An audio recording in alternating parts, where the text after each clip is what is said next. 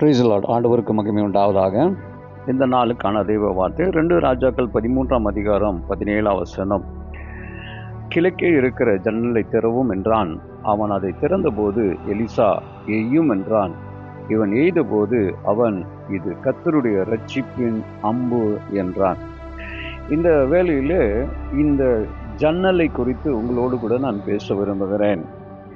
ஜன்னல் என்பது தேவன் கொடுத்திருக்கிற ஒரு திறப்பு, ஒரு ஆசீர்வாதம். உண்மையாலுமே கிழக்கு ஜன்னல் என்றால் என்ன?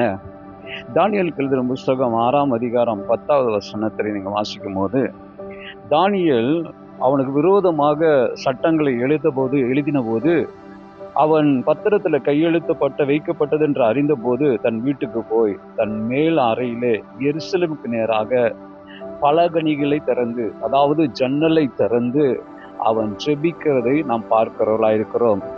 ஜன்னல் என்பது ஜெப கதவு அல்லது ஜெபத்திற்கு நேராக திரும்புவது.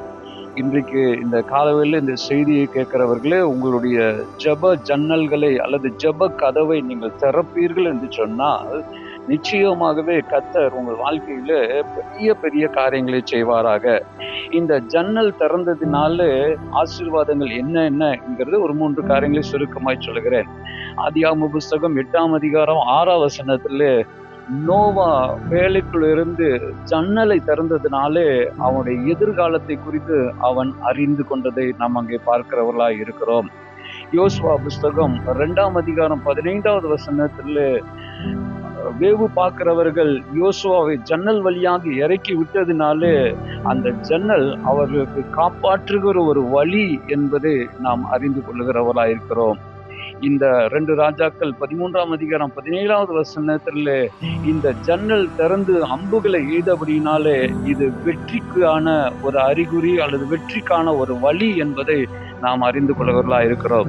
என் அருமையானவர்களே, உங்களுடைய ஜெப கதவு திறக்கும் என்றால், உங்கள் ஜெபத்தினுடைய ஜன்னல்கள் திறக்கும் என்று சொன்னால் நிச்சயமாக உங்களுடைய எதிர்காலத்தை குறித்து நீங்கள் அறிந்து கொள்வீர்கள். கர்த்தர் உங்களை காப்பாற்றுகிற விதத்தை குறித்து நீங்கள் அறிந்து கொள்வீர்கள். கர்த்தர் உங்களுக்கு கொடுக்கிற வெற்றியை குறித்து நீங்கள் அறிந்து கொள்வீர்கள். அப்படி நீங்கள் அந்த ஜன்னலை திறக்கும் போது நீதியின் சூரியனாகிய தேவன் உங்கள் மேலே உதிப்பார். நீங்கள் அந்த வெளிச்சத்தை காண்பீர்கள். நம்ம அடைக்கப்பட்டிருக்கிற காலகட்டங்களில் எந்த வெளிச்சத்தையும் பார்க்க மாட்டோம். ஆனால் நம்முடைய ஜன்னலை நாம் திறப்போம் என்றால் தேவன் நம்மேல வெளிச்சமாய் இருப்பார். தேவன் நமக்கு பதிலை கொடுப்பார்.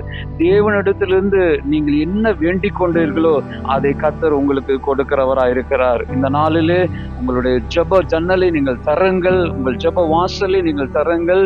ஆண்டவர் உங்களுடைய எதிர்காலத்தையும் உங்களுடைய நிகழ்காலத்தையும் உங்களுடைய கடந்த காலத்தையும் ஆசீர்வதித்த தேவன் வருகிற காலத்தையும் நிச்சயமாக ஆசீர்வதிப்பார். கர்த்தர் உங்களை கொண்டு பெரிய காரியங்களை செய்வாராக. God bless you.